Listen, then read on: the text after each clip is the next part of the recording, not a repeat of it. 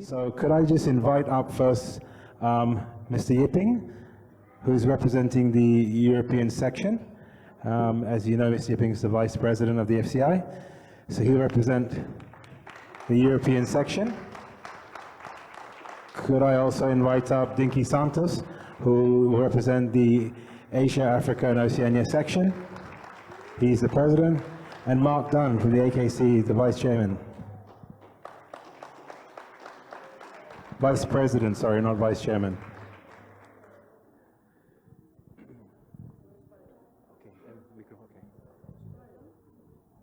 Dr. Payró, are you around? He's disappeared in this complex somewhere. Okay, so gentlemen, so how this is going to work, I've got a couple of questions prepared to ask them. Actually, I'm going to come down. A couple of questions to ask them and give them an opportunity to respond. And then if we have time, we'll get a couple of questions from the audience. Get a couple of questions from the audience that we could then get them to answer. So the first question that we have for the panel is, could you share briefly some of the welfare issues or health and welfare issues that you're facing in your respective sections, or in the case of Mark, country? And could you share with us then what these challenges are?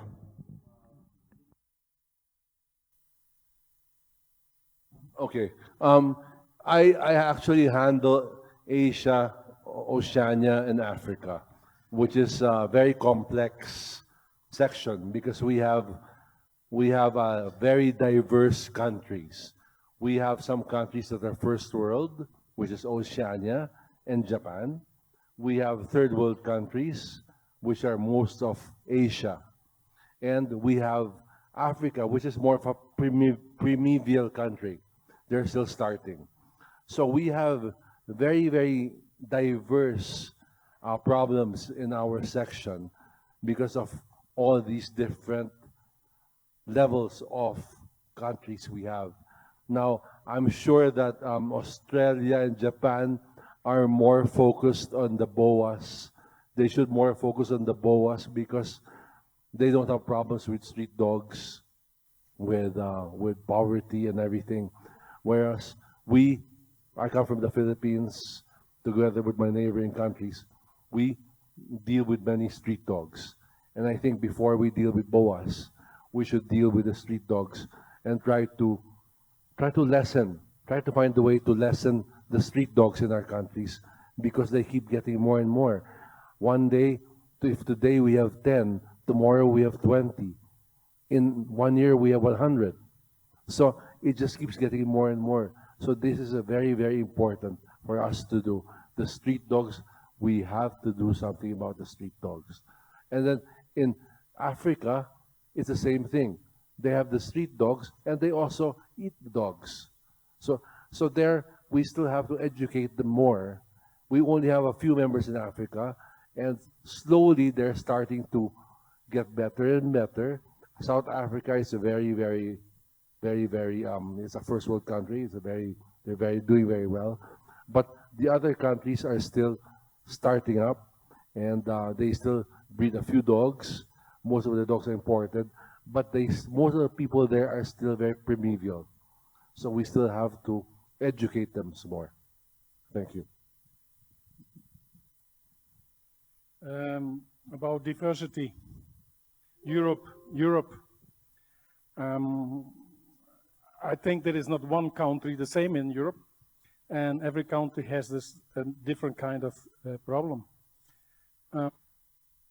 The countries in Europe is also the place where I think if something happens in welfare or health, it starts like it's always starting in Europe, in some other countries. And you did hear already these days, to the different kind of speeches, that we have a lot of problems.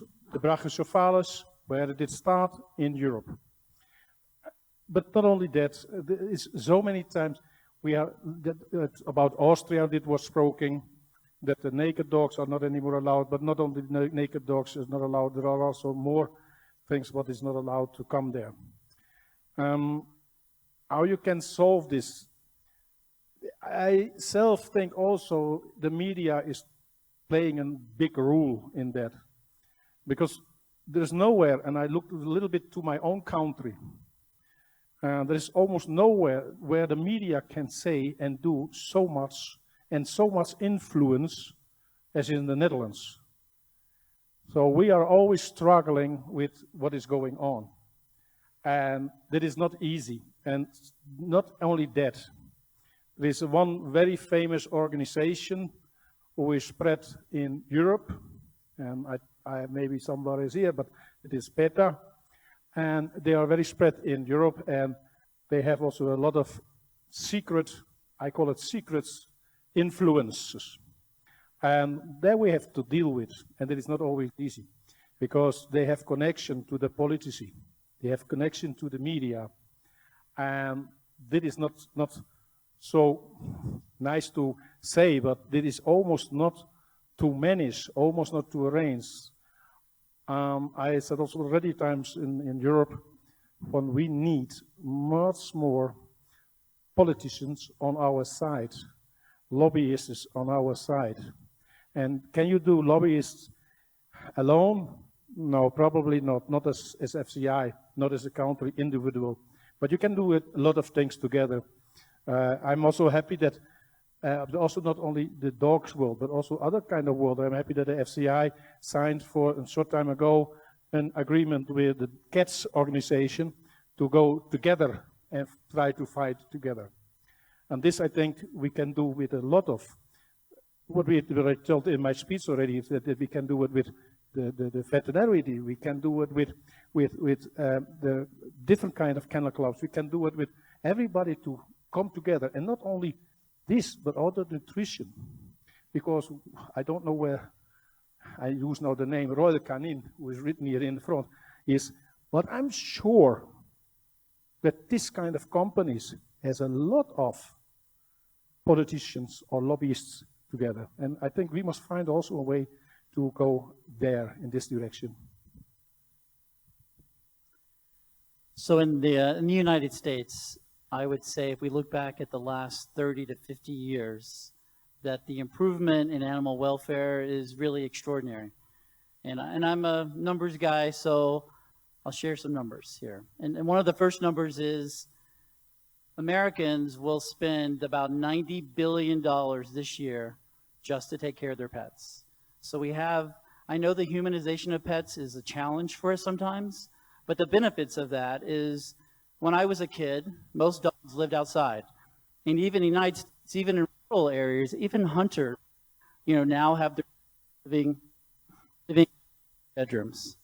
The other thing you'll find is, and again, we can look at this positive and negatively, but from a welfare point of view strictly, 85% of the dogs in the United States are spayed and neutered.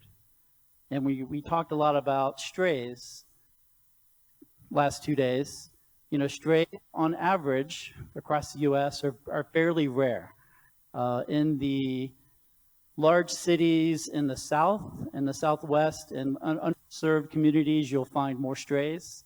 But even there, because there's so few stray dogs in the north, like Connecticut or Wisconsin, that a lot of those dogs will end up finding homes in other states. There's transportation to move dogs that can't be adopted in Houston or Tampa Bay to Connecticut or New York. Another really important number is the number of dogs that are ready for adoption. So in the U.S., according to HSUS and ASPCA, there are about 3.5 million dogs available for adoption. And sometimes we wonder, is that a good number? Is that an accurate number? So a study was commissioned by Mississippi State University, and they came up with about 3.2 million. So that sounds like a lot of dogs, I know, but in the 70s, over 20 million dogs were entering shelters every year. And now you go to euthanasia. Stay real close. Sorry, guys.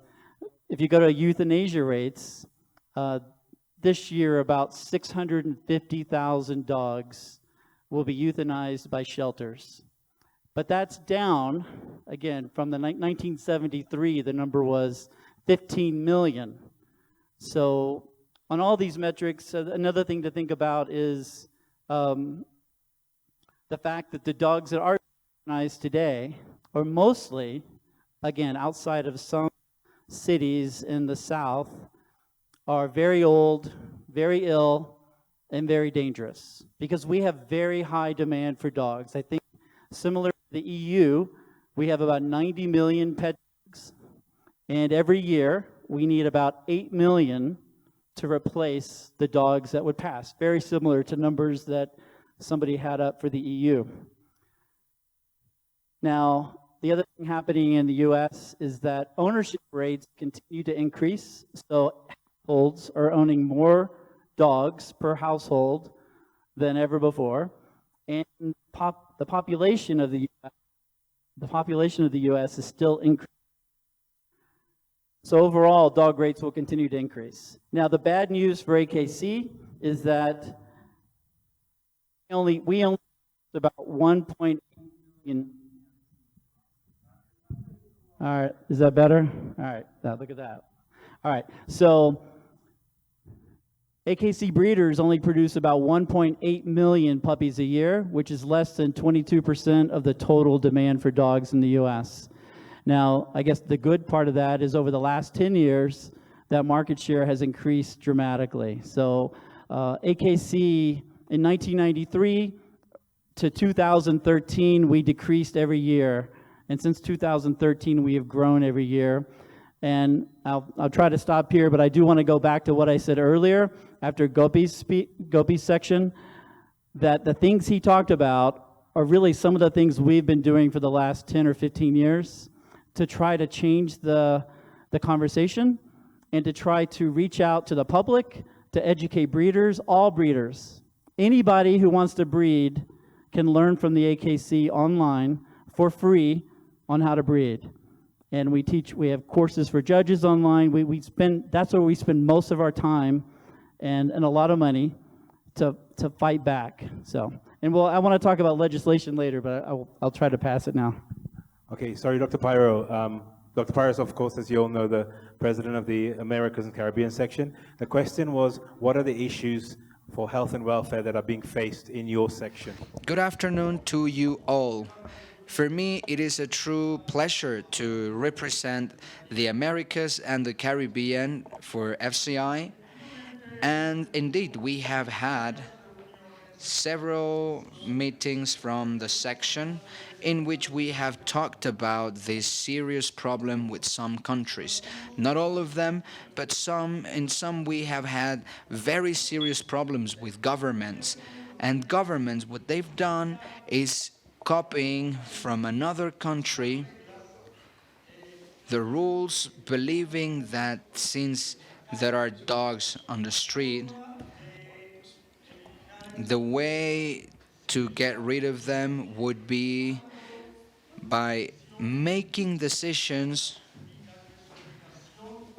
saying that it is an obligation to eradicate dogs by sterilizing all stray dogs. And first of all, in the laws, we have people who tend to exaggerate in determining and making their decisions. So they have made the decisions that dog breeding should be suspended, that nobody should breed. They have even passed laws that fortunately haven't been passed because we have fought back and we have had to defend ourselves in the case of Mexico with the Mexican army. They have helped us. All the dogs that belong to the army, we register them, we put them the microchip, and we carry out the DNA tests. They have demonstrated something very interesting here. Where you are right now, in this very same place about 2 months ago, The United States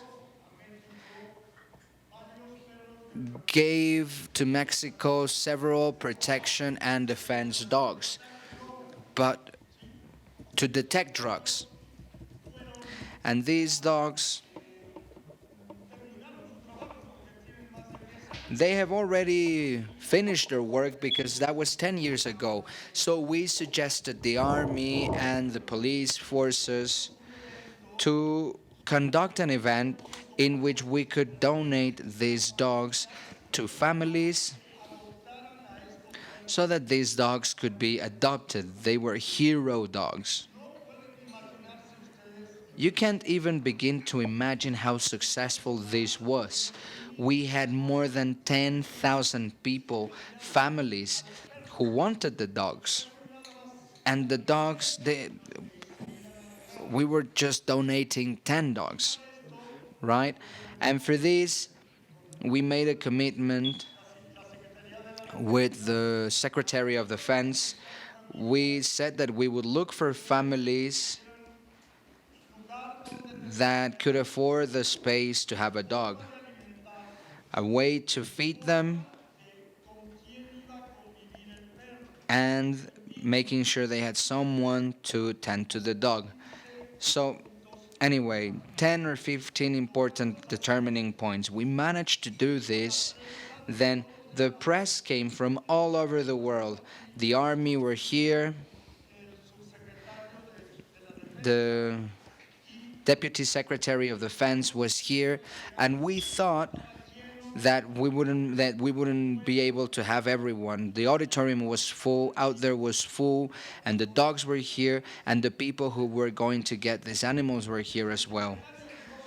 The Deputy Secretary had to come in through the back. There is a door here at the back, and all of a sudden he was here. He showed up.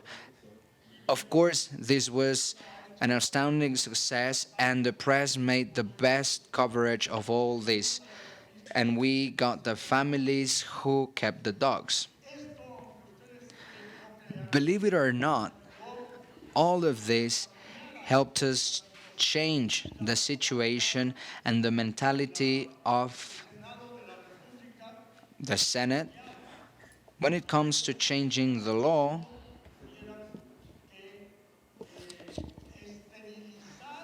So that we wouldn't have to neuter all dogs, we proved that dogs are useful.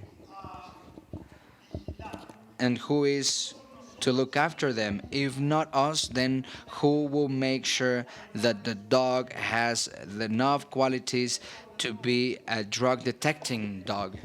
The dog that finds people in the rubble when there is an earthquake.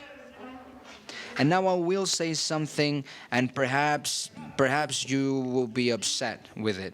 But I said, I'm so glad we had the earthquake because the dogs saved tons of people. And they demonstrated before all of Mexico how effective they are. And I said to these people at the Senate, do you see? Who do you think will promote and foster selective breeding of the dogs that help human beings in rescue missions, fighting drug cartel, drug dealing, and in everything that they do? And on top of that, we have assistant dogs for the differently able people who were differently able were here. They came here, and it was really the best thing that could happen to us, having this and having that. There was a bitch you saw in the park. She's behind the picture that was just put up. And this is Frida that I am talking about. And I have the army here who will not let me lie. But Frida found and saved more than 30 people. People who were buried in the rubble. And then they saw that with this we just justified all of the rest of the functions, because not only are they good for detecting drugs or rescuing people, but all of the rest. Human beings get benefits from dogs, and we have the obligation to preserve their health, their well-being, and the selective breeding. Because people say, and this is something that was put up here, they say, do not buy, adopt. I think somebody here put that here, and it says, don't buy, adopt. I mean, yes, but when you do that, and when you finish with these dogs, in Mexico, it is very common for the following thing to happen. Stray dogs have an owner. The thing is, the owner cannot afford having the dog, and then they open the door for the dog to just go out and find something to eat wherever the dog can. And a lot of people feed them, they give them food, and even feed companies do it as well. They put food in the street and they give them water, but the dog comes back home at night and he's the guardian of the household. We also register here dogs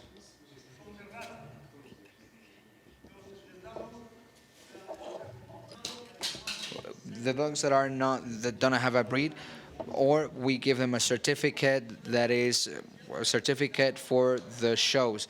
We do agility tests and all sorts of tests with them. We help delegations nurture dogs that students will be benefited from, not by carrying out the surgery themselves because they don't know how yet, but what we call the shadow teacher. The shadow teacher is the one who has the students near them. They see how they operate, and we do between 10 to 15 dogs a day. 10 dogs, 5 cats. We do all of this, and this is what saved us from this problem. Today, you see, you have Frida here as an example. And they come looking for Labradors that they want to use them for the service. I communicated it well at the meeting we had in the Americas and the Caribbean. We did it, and many countries have problems because they copied from other countries in Europe where they say it is forbidden to breed. And governments generally tend to copy, and they want to do it, but they don't know how. They don't even know what they are doing. Most of you here perhaps have seen in Mexico a video of a place that unfortunately was very close to us in Ajusco. Let's say 15, 20 kilometers here, we have a 7-hectare place where there is a park. And right next to it, there was a place where in that place, they put all the animals they took from the circus. All the lions, the tigers. I mean, those of you here who know, please, just by show of hands, raise your hands, those who got to see what I'm talking about there in Ajusco. Just have a look. They're over there. The ones who saw. It's not a lie. Well, the animals weren't fed. They were ill. They were malnourished. And so many institutions from the United States would donate large amounts of money to this foundation so that they would look after the animals. Ladies and gentlemen, this money was never seen by the animals. People stole the money and they never did anything. Lo lamento mucho, doctor Payró, pero nos quedan unos pocos minutos, así que por favor si podemos seguir con las preguntas. I'm sorry, I just, 1 second. I talked about Mexico, but now I am talking about the Americas and the Caribbean. There are several countries that have had major problems, and it was very hard for them. Miguel, he had a problem, but he knew how to manage with the government. We have to show them what happens. Anyway, that is what I felt like saying. We have many representatives here of the Americas and the Caribbean, and we are here for you. Thank you. Okay, my second question is with regards to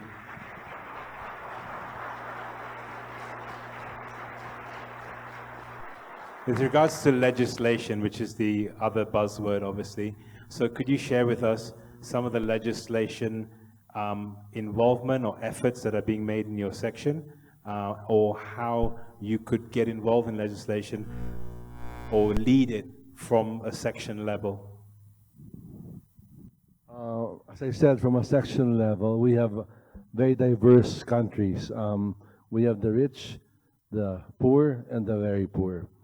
And the rich, I mean, Australia, New Zealand, and Japan don't need much help because, of course, BOAs will help them a lot. If they start following the BOA system, they start using it, it'll be good. But for us, poorer countries, we really need to help with desexing the dogs, the strays, because the only way to eliminate or to stop the growth of all these stray dogs is by desexing them. Because these dogs, as Dr. Payró said, these dogs have owners, but they go out for food at night and people feed them. Then they go in season and they get mated. They come home and they give birth. Then they have 5 more dogs, and it's the same thing again. So it's a vicious cycle. So I think desexing the dogs or trying to control the strays will be a big impact in our countries, including Africa. Thank you. In Europe, we have very rich countries, not so rich countries, and totally not rich countries. That means that the countries who are good in the money, let's say it on this way, they can do very much, and they do it. They do searching. They hire high educated veterinarians, scientifics to solve problems in their kennel clubs, to solve the problems in their country. And there are also countries, and I do the same opposite side, who have not even 10 euro to spend for this kind of things. This is where we should find each other, because this is what we can do for each other. Because if we want, I hear a lot of times the FCI is like one family. I love this, but let's see that we are a family. Because if my brother is in the problems, I will help him. I will not happy with him, but I will help him. And I think this is also the will of a lot of countries in Europe. They have the power, they have the possibilities, and they like to share. We have no problems to share. They don't say we want to keep it only for ourselves. They want to share. Only we have it not yet on this way. Because in Europe we're talking a lot of the Western, the Southern, and the Eastern countries. And I love them all. But there is a big difference, because these Western countries, there is the money. There is also always starting the problems. This is also true. There's always starting the problem starting. But they try to find the way to avoid these problems with a lot of information. The 𝐒𝐞𝐿 did talk about the RSE. The Netherlands did take it over. They saw it and they said, hey, this is a good way. And we contact them and said how you do it and how we can use it. And we use it in the same way. And so is the possibility there. If you go to a country and if you ask to the country, then we can do it. So in the case of Europe, I say it is excellent arranged in a lot of countries, but we could share our knowledge with a lot of countries who have not the power for this to do. Okay, earlier I went through some objective measures of welfare and compared to the 1970s. But I want to go from there. From that whole talk, you might think, well, they're doing really well. AKC's got it easy, right? These numbers are really good. Very few strays, much fewer number of dogs going into shelters, and a huge decline in euthanasia. But the truth is, that's wrong, right? We don't have it easy, and it's not. We are not done for two reasons. I mean, one is we, the dog people, are not going to be satisfied with where we are on improving health and welfare. But another fact that I am certain of is that the animal rights people will never be satisfied with whatever level of improvement we make, because their goal is to not have pet dogs.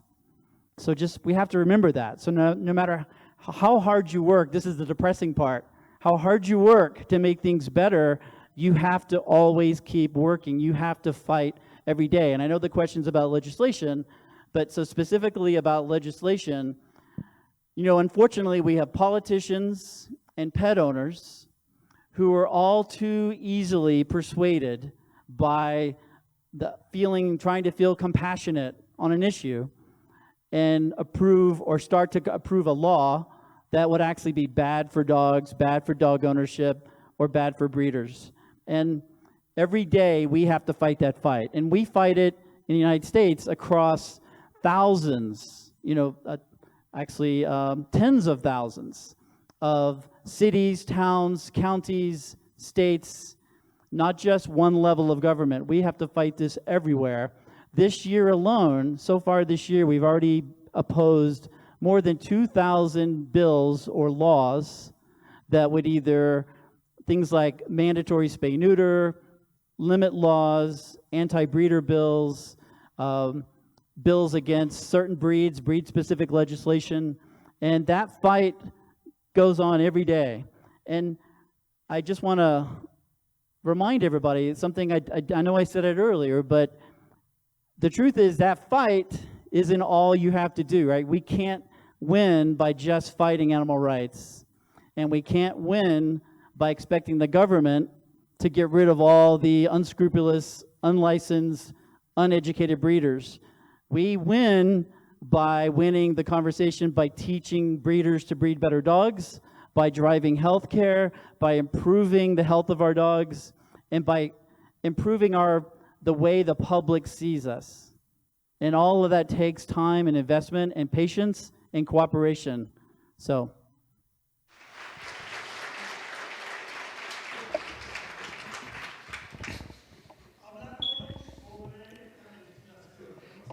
Talking about legislation, here we have had several times attempts of legislation, and some laws have been passed, because you know that in Mexico our history has used animals for several things that most likely would be even against their welfare. For example, donkeys. Load donkeys, carrying donkeys. People mistreat them because they use them in little towns to carry their loads, massive loads most of the times. Cockfighting. Cockfighting, which unfortunately is a part of our idiosyncrasy as Mexicans, in which we have that as a part of our history. Attending cockfighting, and you have famous singers performing there. Or bullfighting. We inherited that from Spain.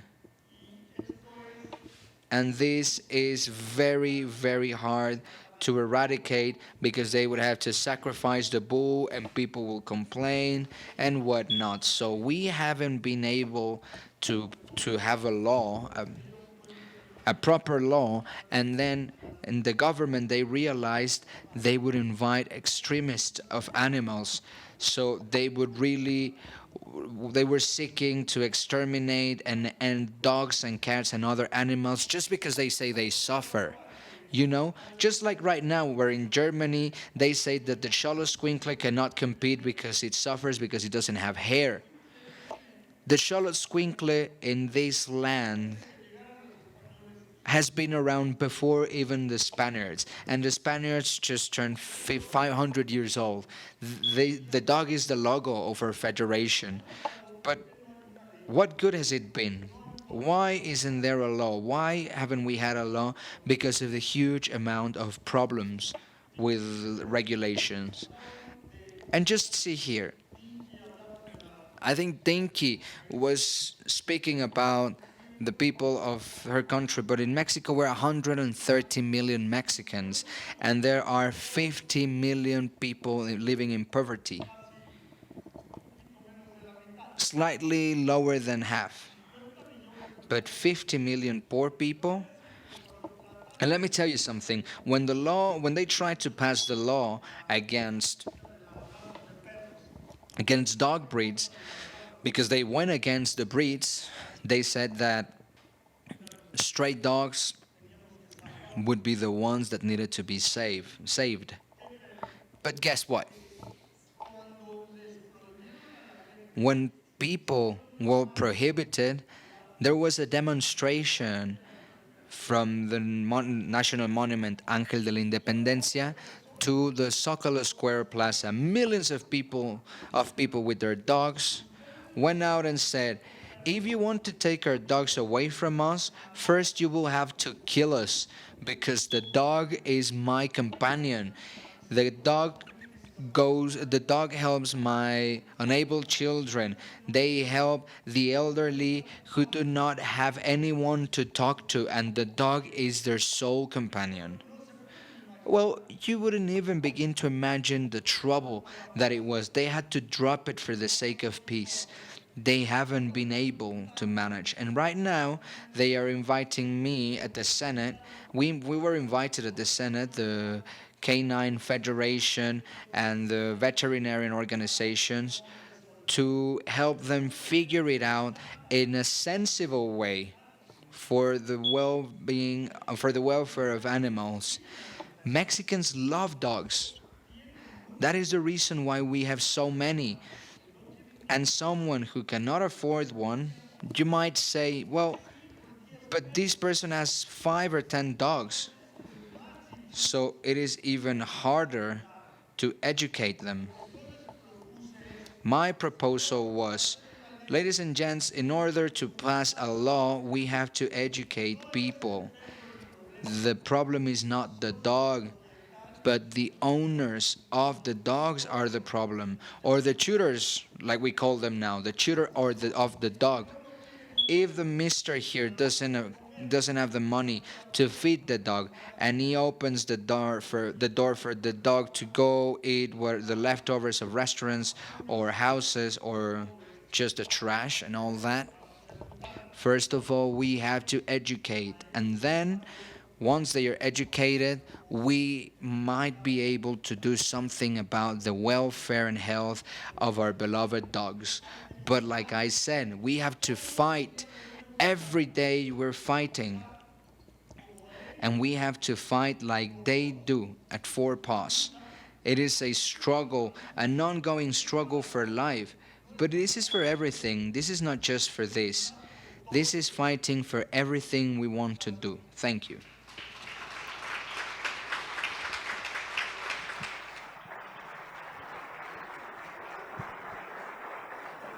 Thank you so much. We have time for 2 questions from the audience. So does anyone have any questions they'd like to it doesn't have to be for all of them. You can direct to one person, or you can direct it to all of them. Any questions from the audience? No, we're good. Any of the people on the front row? Questions? Okay. This gentleman at the back. Perfect.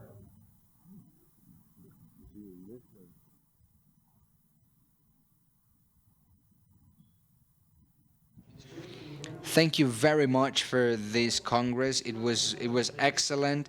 I just have a little suggestion here. Maybe we should have categories that are non-existent in dogs, but they exist in cats, which is premier.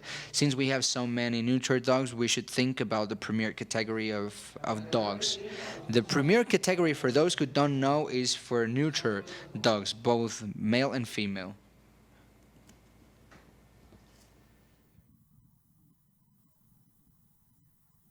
Any of you would like to take that on?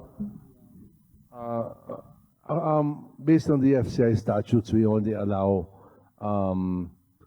entire dogs to be shown. So we cannot allow neuter dogs to be shown based on the statutes of FCI, because these dogs are being shown, are eventually bred. So we cannot show neuter dogs as of this moment. Correct, Eve?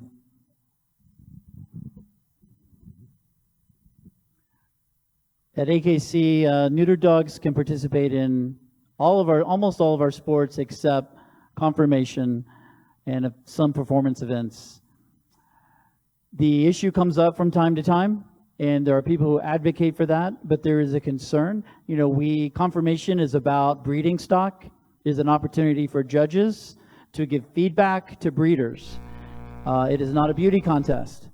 And we have to be careful with that, because again, back to our friends, the politicians, that we change what a conformation dog show is, it could actually erode our ability to defend what we do.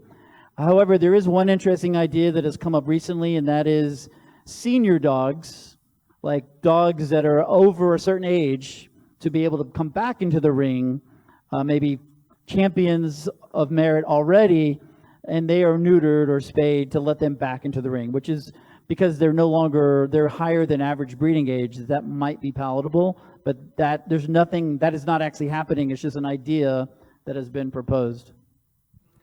I want to remind you of something about what he said. The FCI has a very specific function, and we all need to know about it. Promoting pure breeds for the service of ourselves. So a dog that is in the street is a dog like any other, of course, but the selection that needs to take place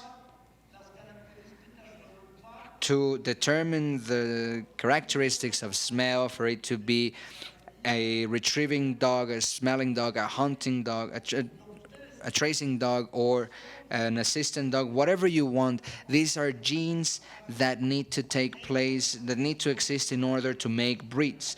This is a function of FCI, and our function as well. We could invent all other services and tests that you can think of, but not the one for breed selection, because having show dogs, like Mark said, they are in beauty contests, they are confirmation contests, and everything that marks the standard on what 𝐒𝐤𝐿 works all around the world, just to make the standards for each breed and to make sure they abide by these standards. You cannot have just any dog and be there where they don't have the phenotypical characteristics for the competition. It is not a competition. It is just that the judge will choose the best specimens to serve our functions, to serve human beings, to serve what we have done. So we have to be thankful truly with organizations such as the FCI and like all the kennel clubs that shouldn't disappear, even if there are people saying so, because we look after pure breed dogs that are used for X or Y purpose. That is the very reason why we exist. Thank you. Thank you so much. Okay, so with that, I'd just like to thank our panelists for participating in our. Thank you for your time. Sorry, we are not able to take any more questions. Sorry, guys. We can maybe approach them later and talk directly to them. So thank you again, and we'll carry on with the rest of the program for today. I want to thank the FCI board members for giving Mexico the opportunity of having this important World Congress for Welfare and Health for the dogs worldwide. We are really pleased, and thank you so much for giving us this great opportunity. And also I want to thank all the speakers from all over the world who participate in this great event. Thank you.